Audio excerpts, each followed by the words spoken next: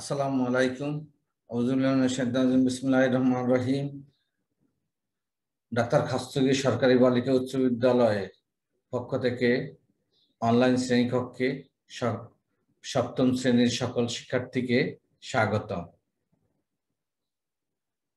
প্রিয় শিক্ষার্থীবৃন্দু, তোমরা ঘরেই থাকো, নিরাপদে থাকো এই মহামারী করোনাকালে, এবং সবাই সুস্থ থাকো। এ নিয়ে আমি সপ্তম শ্রেণীর কৃষিকা ক্লাস শুরু করলাম।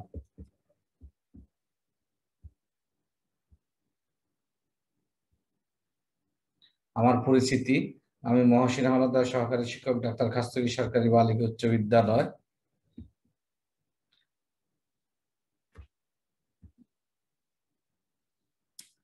শ্রেণী সপ্তম, বিষয় কৃষিশিক্ষা, অধ্যায় প্রথম, কৃষি ও আমাদের সংস্কৃতি। আজকের পাঠ 3, 4 ও 5 নিয়ে আলোচনা করব, পৃষ্ঠা নং 4 থেকে 8। শিক্ষার্থীদের দুইটি ছবি লক্ষ্য করো। লক্ষ্য করে কি দেখতেছ? যে তোমরা ঠিকই বলেছ, কেউ খাচ্ছে, কেউ চাষাবাদ করতেছে। তাহলে আমরা খাই কেন? বাঁচার জন্য খাই। আর দ্বিতীয় প্রশ্ন, যে আমরা কৃষক কি করে? কৃষক জমি চাষ করতেছে ফসল উৎপাদনের জন্য। তোমরা ঠিকই বলেছ প্রিয় শিক্ষার্থীবৃন্দ, বাঁচার জন্য খায় এবং কৃষি উৎপাদনের জন্য কৃষক জমি চাষ করতেছে। প্রিয় শিক্ষার্থীবৃন্দ, আজকে আমি পার্ট 3 নিয়ে আলোচনা করব। পার্ট 3 হলো কৃষি ও কৃষকের উপর মানুষের নির্ভরশীলতা। প্রিয় শিক্ষার্থীবৃন্দ, কৃষি আমাদের জীবনের সাথে অঙ্গাঙ্গিভাবে জড়িত। কৃষির মাধ্যমে আমাদের জীবনের গুরুত্বপূর্ণ চাহিদা, যেমন খাদ্য, বস্ত্র, বাসস্থান, স্বাস্থ্য, শিক্ষা, বিনোদন ইত্যাদি পূরণ করে থাকে। অর্থাৎ এই মৌলিক চাহিদাগুলি কৃষি এবং কৃষক আমাদেরকে পূরণ করে থাকেন। প্রিয় শিক্ষার্থীবৃন্দ,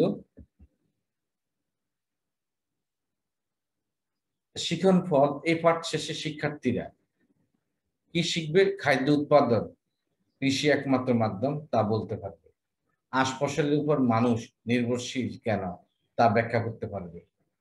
চিকিৎসা শাস্ত্রে কৃষি ও কৃষকের অবদান বর্ণনা করতে পারবে। কৃষি ও কৃষকের সঙ্গে সংস্কৃতির কি সম্পর্ক তা ব্যাখ্যা করতে পারবে। প্রিয় শিক্ষার্থীবৃন্দ, একটি প্লেট ভর্তি খাবার, আমরা খাদ্য দেখতেছি,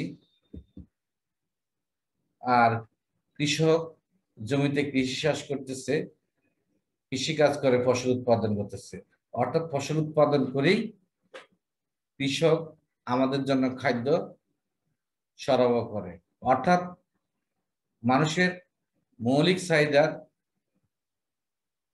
চাহিদা যে খাদ্য, তা আমরা কৃষির উপর নির্ভরশীল, সেটাই আমরা বুঝাতে চেয়েছি। যে তাহলে খাদ্য কৃষি এবং কৃষকের উপর নির্ভরশীল। কৃষক জমি চাষ করে ফসল উৎপাদন করে, সেই ফসল আমরা খাবার হিসাবে খেয়ে জীবন যাপন করি এবং বেঁচে থাকি। প্রিয় শিক্ষার্থীবৃন্দ, খাদ্যের চাহিদা মেটানোর জন্যই কৃষির উৎপত্তি হয়েছিল। এখন আমাদের দেশে কৃষির প্রধান লক্ষ্য খাদ্যে স্বয়ংসম্পূর্ণ অর্জন করা। মানুষের জীবন বাঁচানোর জন্য খাদ্যের প্রয়োজন, আর খাদ্য উৎপাদনের জন্য মানুষ সম্পূর্ণ কৃষির উপর নির্ভরশীল। প্রিয় শিক্ষার্থী বিন্দু, দেখো প্রধান আঁশ ফসল। এখানে আমরা জমিতে দেখতেছি একজন কৃষক জমি থেকে পাট কাটতেছে, আরেকজন হাতে তুলা নিয়ে দাঁড়িয়ে আছেন। অর্থাৎ এই দুইটা জিনিসেই আঁশ ফসল। অর্থাৎ পাট এবং তুলার থেকে আমরা আমাদের বস্ত্র, কাপড় চোপড়, পোশাক আশাক তৈরি করে থাকি। প্রিয় শিক্ষার্থীবৃন্দ, এই যে আমরা পাট থেকে বিভিন্ন বস্ত্র, তুলা থেকে বিভিন্ন বস্ত্র তৈরি করে থাকি। বস্ত্র উৎপাদনের প্রধান কাঁচামাল হলো আঁশ ফসল। তুলা ও পাট আমাদের প্রধান আঁশ ফসল।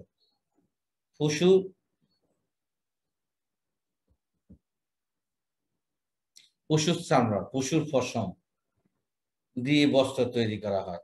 আঁশ ফসল উৎপাদনে কৃষি এবং কৃষকের বড় ভূমিকা রয়েছে। পরিবেশ বান্ধব ও স্বাস্থ্য রক্ষায় পরিবেশ বান্ধব ও স্বাস্থ্য রক্ষায় উপযোগী বলে বিশ্বব্যাপী আঁশ ফসলের উপর মানুষ নির্ভরশীল হচ্ছে। আমাদের দেশে তুলা উৎপাদনের এলাকা প্রতি বছর বেড়ে চলেছে। অর্থাৎ আঁশ ফসল দিয়ে আমরা পোশাক আশাক তৈরি করি, পশুর চামড়া এবং পশুর পশম দিয়েও আমরা পোশাক আশাক বিভিন্ন জিনিস তৈরি করে থাকি।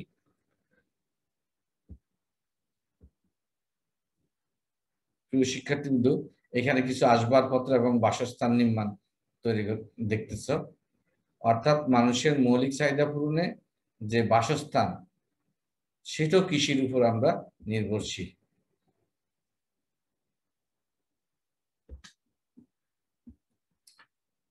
যেমন আমরা সারা পৃথিবী জুড়ে বিশেষ করে গ্রামীণ বাসস্থান এখনো বহুলাংশে কৃষি নির্ভর।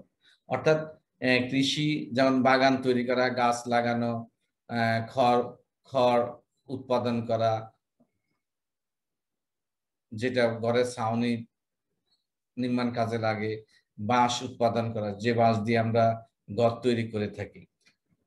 হ্যাঁ, বিভিন্ন গাছপালা দিয়ে আমরা আসবাবপত্র নির্মাণ করে থাকি, তৈরি করে থাকি। তাহলে সারা পৃথিবী, এই থেকে আমরা বুঝতে পারি যে সারা পৃথিবী জুড়েই বিশেষ করে গ্রামীণ বাসস্থান এখনো বহুলাংশে কৃষি নির্ভর। শুধু বাসস্থানই নয়, যেখানে ব্যবহার্য আসবাবপত্র নির্মাণ সামগ্রীও যোগান দেয় কৃষক। প্রিয় শিক্ষার্থীবৃন্দু, স্বাস্থ্য রক্ষা সুষম খাদ্য, এই সুষম খাদ্য যোগান দেয় কৃষি। কৃষি থেকে আমরা সুষম খাদ্য পেয়ে থাকি এবং জীবন যাপন করে থাকি।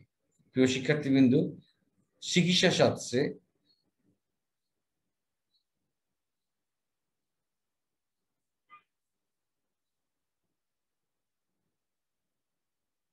ভেষজ উদ্ভিদ চিকিৎসা শাস্ত্রে ব্যবহার করা হয়। আয়ুর্বেদ তা কবিরাজি চিকিৎসা ব্যবহার করে থাকে। ইউনানি তাও কৃষি থেকে উৎপাদিত পণ্য আমরা তৈরি করে থাকি। ভেষজ, আয়ুর্বেদ, ইউনানি এগুলো এগুলো আমরা এগুলো আমরা চিকিৎসা কাজে ব্যবহার করে থাকি। আমাদের অসুখ বিসুখে আমরা ওষুধ হিসাবে সেবন করে থাকি এবং আমরা বিভিন্ন অসুখ বিসুখ থেকে নিজেকে প্রতিরোধ করে থাকি। প্রিয় শিক্ষার্থীবৃন্দ, স্বাস্থ্য রক্ষা যেমন খাদ্য অপরিহার্য এবং সুষম খাদ্য যোগান দেয় কৃষি। অতি প্রাচীন কাল থেকেই রোগ ব্যাধি নিরাময় ওষুধ উদ্ভিদের উপর নির্ভরশীল। এই ভিত্তিতে বাংলাদেশ ভেষজ, আয়ুর্বেদ ও ইউনানি চিকিৎসাশাস্ত্র প্রসার লাভ করায় এই সকল ওষুধি গাছের চাষও প্রসার লাভ করে। তাই কৃষি ও কৃষকের অবদান প্রসারিত হয়। নানা কারণে স্বাস্থ্য রক্ষায় বর্তমানে ওষুধি গাছপালা ব্যবহার প্রবণতা বাড়ছে। এই সকল ওষুধি উদ্ভিদ চাষও তাই বাড়ছে এবং লাভজনক হচ্ছে। এদের মধ্যে অ্যালোভেরা, স্টিভিয়া, রসুন, কালোজিরা বেশ খ্যাতি লাভ করেছে। চিরতা, লবঙ্গ, গুল্ম ও লতা বৃক্ষ জাতীয় একটি বড় তালিকা তৈরি করা যায়। মাঠ ও উদ্যান ফসলের রোগ বলায় চিকিৎসা ও প্রতিরোধ। নিম পাতার রস, অ্যালোভেরা গাছের পাতার রস, রসুনের রস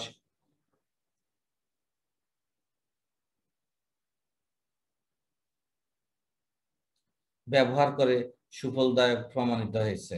আবার বাসক ও তুলসী গাছের পাতার রস খেলেও কাশি ভালো হয়।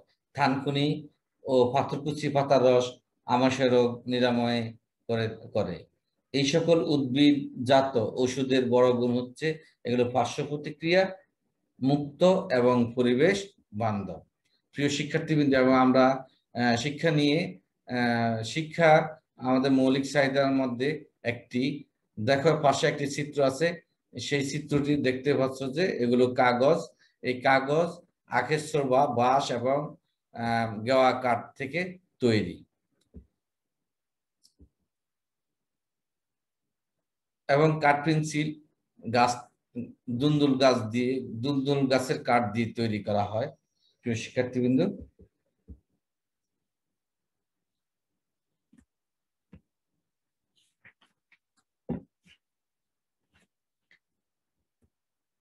আমরা বিনোদন সৃষ্টিতে কৃষির অবদান গুরুত্বপূর্ণ। কৃষি আমাদের সংস্কৃতির একটি বড় অংশ। আমাদের দেশের ঋতু বৈচিত্র্যের মতোই আমাদের সংস্কৃতির বৈচিত্র্য এবং বিনোদনের সঙ্গে কৃষি ও কৃষকের সম্পর্ক রয়েছে। তাই পল্লীগীতি, জারি সারি, বাটিয়ালি, কবিগান, যাত্রাপালা সৃষ্টিতে কৃষি ও কৃষকের সমাজের অবদান রয়েছে। ফসল উৎপাদন প্রক্রিয়ায় জটিল কাজ কৃষকরা দল বেঁধে বাওয়াইয়া, বাটিয়ালি, জারিসারি গান গাইতে গাইতে আনন্দের সাথে করে থাকেন। প্রিয় শিক্ষার্থীবৃন্দ, কৃষক বিনোদন এই গানগুলো গেয়ে কৃষি উৎপাদন করে থাকেন। প্রিয় শিক্ষার্থীবৃন্দ, নবান্ন উৎসব কৃষানি দেখির মাধ্যমে তার উৎপাদিত ফসলের ধানের চাল থেকে গুঁড়ি করতেছে, আর পাশে ফিটা তৈরির ধুম পড়ছে। সকলেই এই ফিটা তৈরির ধুম উপভোগ করতেছেন। অর্থাৎ যখন কৃষকের বাড়িতে নতুন ধান আসে তখনই নবান্ন উৎসব শুরু হয়।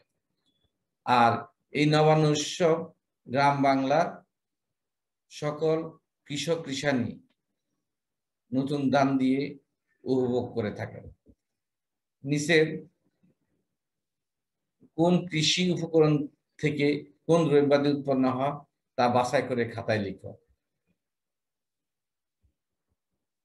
মূল্যায়ন, কৃষিকার্থী উদ্ভিদ, 5টি ঔষধি উদ্ভিদের নাম খাতায় লিখো।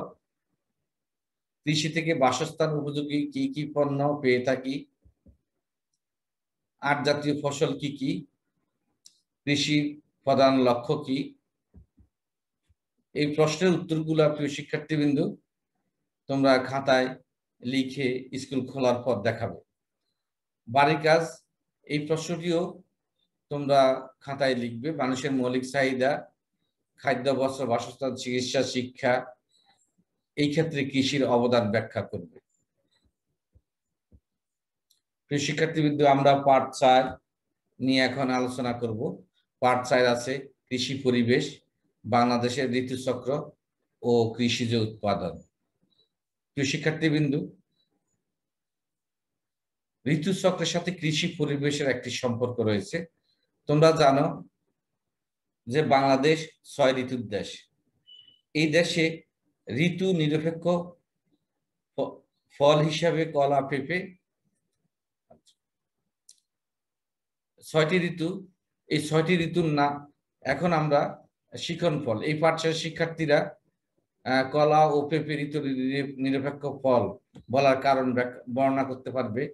বাংলাদেশকে নাতিশীতোষ্ণ অঞ্চল বলার কারণ ব্যাখ্যা করতে পারবে। কৃষিতে বৈচিত্র্য সৃষ্টির জন্য কৃষি মৌসুমের গুরুত্ব বর্ণনা করতে পারবে। মাঠ ও উদ্যান ফসল উৎপাদক কোন ঋতুর উপর নির্ভরশীল তা বলতে পারবে। প্রিয় শিক্ষার্থীবৃন্দ, আমরা এখন ঋতুচক্রগুলোর নাম বলবো। আমাদের দেশে যে 6টি ঋতু, বর্ষাকাল, গ্রীষ্মকাল, বর্ষাকাল, বসন্তকাল, হেমন্তকাল, শীতকাল, শরৎকাল, এই 6টি ঋতু। এই 6টি ঋতুর 6টি পরিবেশ, একটি ঋতুর একটি পরিবেশ, এক একটি বৈশিষ্ট্য আমরা প্রতিনিয়ত লক্ষ্য করতে পারি। ছয়টি ঋতুর দেশ বাংলাদেশ। দেখো, গ্রীষ্মকাল আর বর্ষাকালের বৈশিষ্ট্য,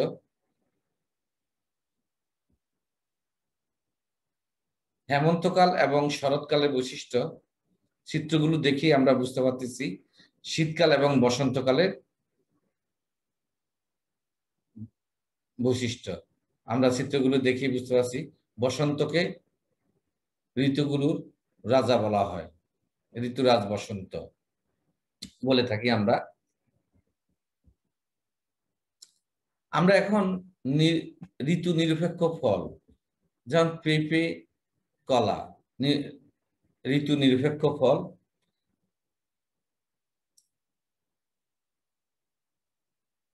ইদানিং সারা বছর ভোক্তার চাহিদা মেটাতে কৃষি বিজ্ঞানীরা এই ঋতু নিরপেক্ষ ফল জাত উদ্ভাবন করে গবেষণা চালাচ্ছে।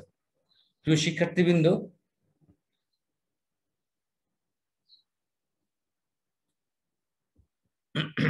ঋতু নিরপেক্ষ ফসল ধান, যেমন এখানে দেখো আউশ ধান এবং ঋতু নিরপেক্ষ বিধান। আউশ ধান হিসেবে পরিচিত ধানগুলো সারা বাংলাদেশের ধান গবেষণা ইনস্টিটিউট উদ্ভাবিত বেশ কিছু বিধান ঋতু নিরপেক্ষ, অর্থাৎ সারা বছরেই এই ধানগুলি উৎপন্ন হয়ে থাকে। অর্থাৎ ঋতু নির্ভরশীল উদ্ভিদ, ঋতু ঋতু প্রয়োজন নয় এরকম উদ্ভিদগুলো হলো বাঁশ এবং বেত, যা আমরা সারা বছরই পেয়ে থাকি।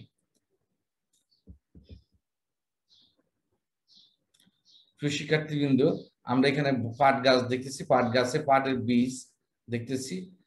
চৈত্র মাসের মাঝামাঝি থেকে বৈশাখ মাসের মাঝামাঝি পর্যন্ত জমিতে এই বীজগুলো বুনতে হয়। বুনলে পাশে পরবর্তীতে দেখো পাট গাছ ওখানে।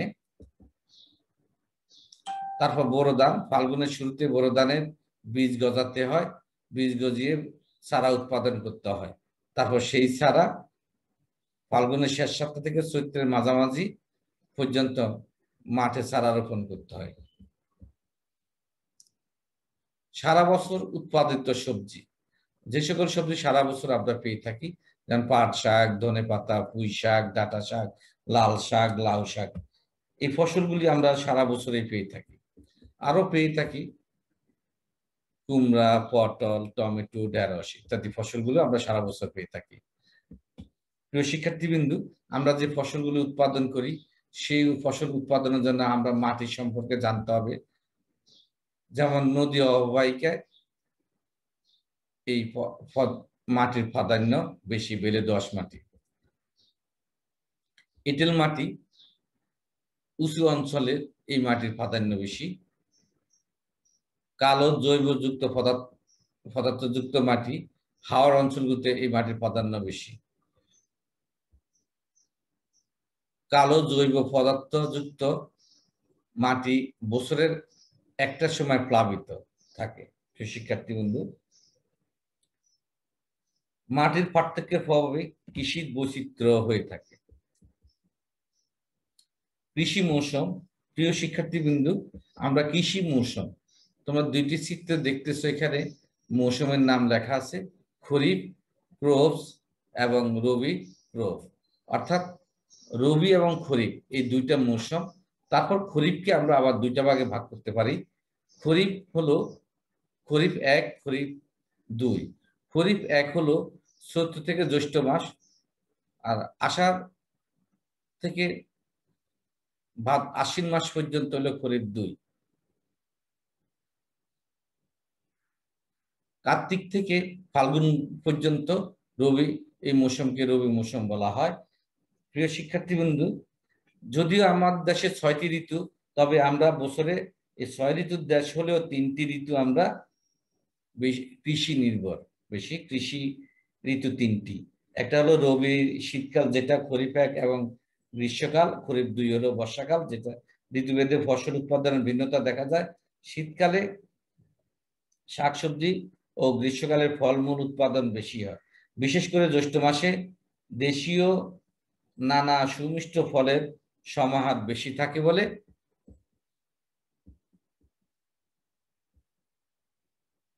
থাকে বলে এই গ্রীষ্মকালের জ্যৈষ্ঠ মাসকে বলা হয় মধু মাস, অথবা আমরা গ্রীষ্মকালটাকেই মধু মাস বলে থাকি। গ্রীষ্মকালে জ্যৈষ্ঠ মাসকে মধু মাস বলে। এই মৌসুমে আম, কাঁঠাল, লিচু, জাম, জামরুল বিভিন্ন ধরনের ফল পেয়ে থাকি।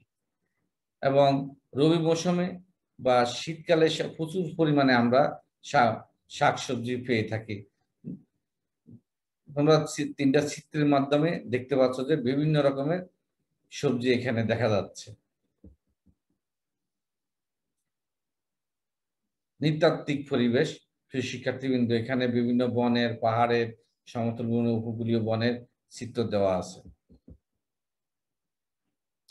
পাহাড়ি পাহাড়ি আদি জনগোষ্ঠী, আদিবাসীদের সংস্কৃতি ঐতিহ্য, তারাও তাদের উৎসবে বিভিন্ন উৎসবে তাদের নিজস্ব যে সংস্কৃতি আছে সেগুলো উপভোগ করেন এবং পালন করে থাকেন, এবং তাদের উৎপাদিত ফসলের বৈচিত্র্য ভিন্ন ধরনের, তারা বিভিন্ন ফসল পাহাড়ে উৎপাদন করে থাকেন। প্রিয় শিক্ষার্থীবৃন্দ, বাংলাদেশ নাতিশীতোষ্ণ অঞ্চলে অবস্থিত। দক্ষিণে বঙ্গোপসাগর থেকে জলজ মেঘমালার উৎপন্ন, উত্তরে হিমালয় পর্বতের অঞ্চল, বাধা পেয়ে প্রচুর বৃষ্টিপাত হয়। প্রিয় শিক্ষার্থীবৃন্দ, এ নিয়ে আমি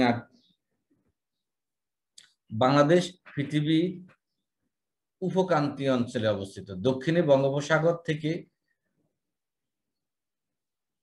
জলজ মেঘমালা উৎপন্ন হয়। সেই মেঘমালা মৌসুমী বায়ু বাহিত হয়ে উত্তরের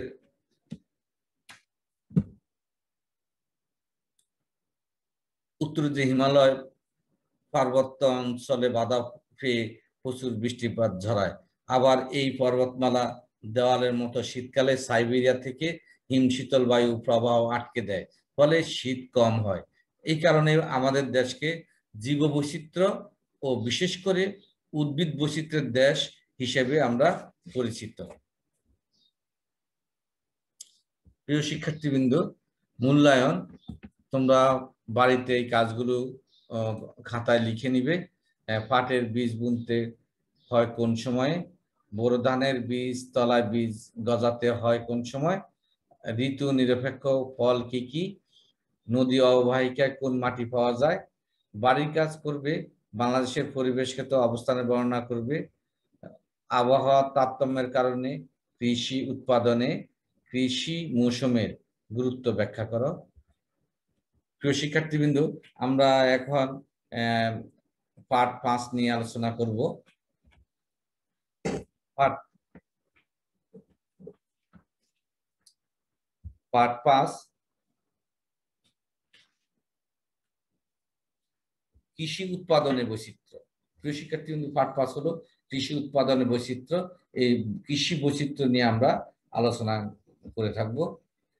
এই পাঠ শেষে শিক্ষার্থীরা বাংলাদেশের উৎপাদিত কৃষি পণ্যের ধরন বর্ণনা করতে পারবে, মাঠ ফসলের উৎপাদিত কৃষি পণ্যের নাম বলতে পারবে, পাটকে সোনালী আঁশ বলার কারণ ব্যাখ্যা করতে পারবে, ফসল বৈচিত্র্য কমার কারণ ব্যাখ্যা করতে পারবে।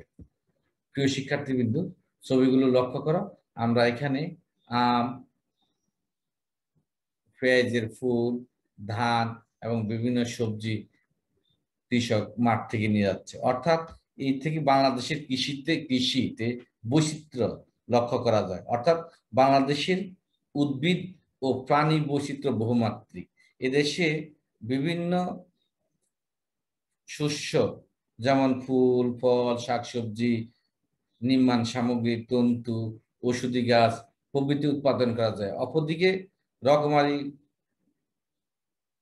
পশু পাখি ও মৎস্য বৈচিত্র্য আমাদের দেশে পিছিয়ে নেই, ফলে মাছ, মাংস, দুধ, ডিম ইত্যাদি আমরা কৃষি পণ্য থেকে প্রচুর উৎপাদিত হয়।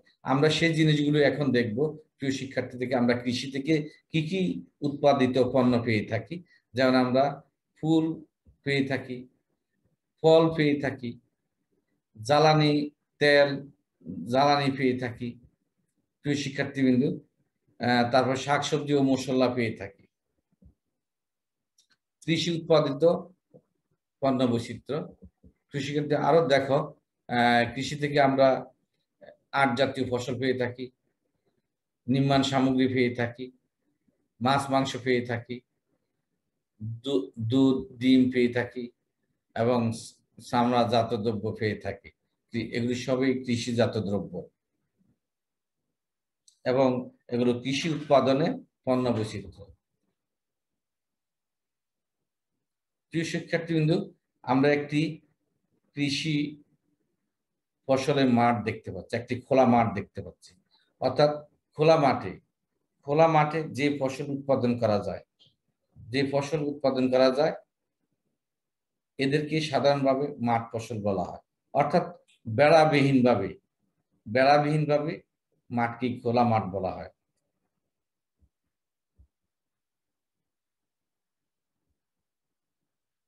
মাঠ ফসলগুলো আমরা কি কি, যেমন আলু, পেঁয়াজ, রসুন, মরিচ, আদা, হলুদ, এগুলো হলো মাঠ ফসল। এগুলো আমরা মাঠে উৎপাদন করে থাকি। আর দেখো, যেমন পাট উৎপাদনকারী দেশ, এই পাটকে আমরা সোনালী আঁশ বলি। এই পাট বিদেশি রপ্তানি করে আমরা প্রচুর বৈদেশিক মুদ্রা অর্জন করি। অর্থাৎ যা সোনার মূল্য, এই জন্য পাটকে সোনার সাথে তুলনা করা হয়েছে, এই জন্য পাটকে সোনালী আঁশ বলা হয়ে থাকে। একটি সময় বাংলাদেশ পৃথিবীর 60 ভাগ পাট পৃথিবীর বিভিন্ন দেশে রপ্তানি করত,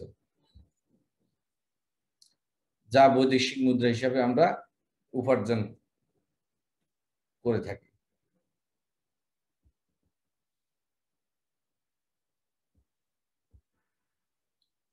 কৃষি উৎপাদন ও অর্থনীতি সমৃদ্ধি করা, কৃষি উৎপাদন করা এবং অর্থনীতিতে আমরা সমৃদ্ধ হতে পারি।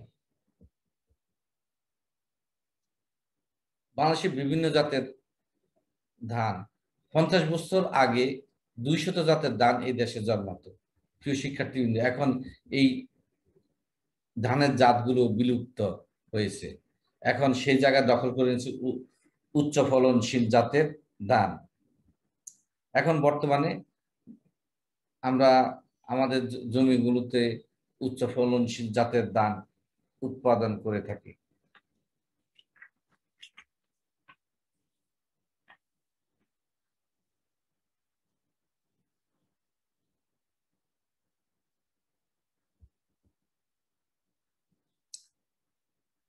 প্রিয় শিক্ষার্থীবৃন্দ, এইখানে দেখো আমরা তুলার মতো দেখতেছি, অর্থাৎ এগুলাকে বলা হয় কার্পাস তুলা। অর্থাৎ 100 বছর আগেও আমাদের দেশে কার্পাস তুলা জন্মাতো। বর্তমানে এই কার্পাস তুলা দিয়ে আমাদের সেই বিখ্যাত মসলিন কাপড় তৈরি করা হতো, বিশ্ববিখ্যাত মসলিন কাপড় উৎপাদন করা যেত। এই তুলার জাতটি সম্ভবত পৃথিবী থেকে বিলুপ্ত হয়েছে। আমরা যে কার্পাস তুলা দিয়ে মসলিন কাপড় তৈরি করতাম, সেটি এখন বর্তমানে সেই কার্পাস তুলার জাতটি বর্তমানে বিলুপ্ত প্রায়।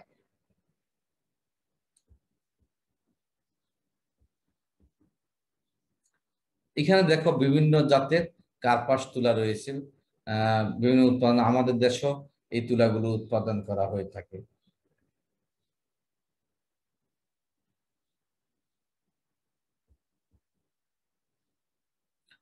বিভিন্ন দেশ থেকে আনা নতুন নতুন উদ্ভিদ, এই উদ্ভিদগুলো আমাদের দেশে এনে আমরা ফুল, ফল, সবজি, এগুলো পৃথিবীর বিভিন্ন দেশ থেকে নতুন নতুন জাতের উদ্ভিদ এনে আমরা আমার দেশে উৎপাদন করতেছি এবং আমার দেশের মানুষের খাদ্যের চাহিদা মেটানো হচ্ছে।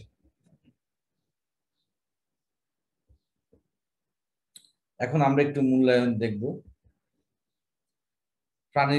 প্রাণীজ পণ্য থেকে আমরা কি কি পাই? মাঠ ফসল কাকে বলে? কয়েকটি মাঠ ফসলের উদাহরণ দাও। কোন জাতীয় তুলা থেকে মসলিন কাপড় তৈরি করা হয়? পাটকে কেন সোনালী আঁশ বলা হয় ব্যাখ্যা করো। বাড়ির কাজ থাকবে। আমাদের জাতীয় উৎপাদন ও অর্থনীতি সমৃদ্ধিতে পাটের অবদান ব্যাখ্যা করো। প্রিয় শিক্ষার্থীবৃন্দ, আজকে এখানে শেষ করলাম। তোমরা সবাই ভালো থাকো। বারবার মহামারী করোনা থেকে রক্ষা পাওয়ার জন্য নিজের হাত পরিষ্কার করবে, সাবান দিয়ে 20 সেকেন্ডের মতো হাত ধৌত করবে। এই বলে শেষ করলাম। ধন্যবাদ। আসসালামু আলাইকুম।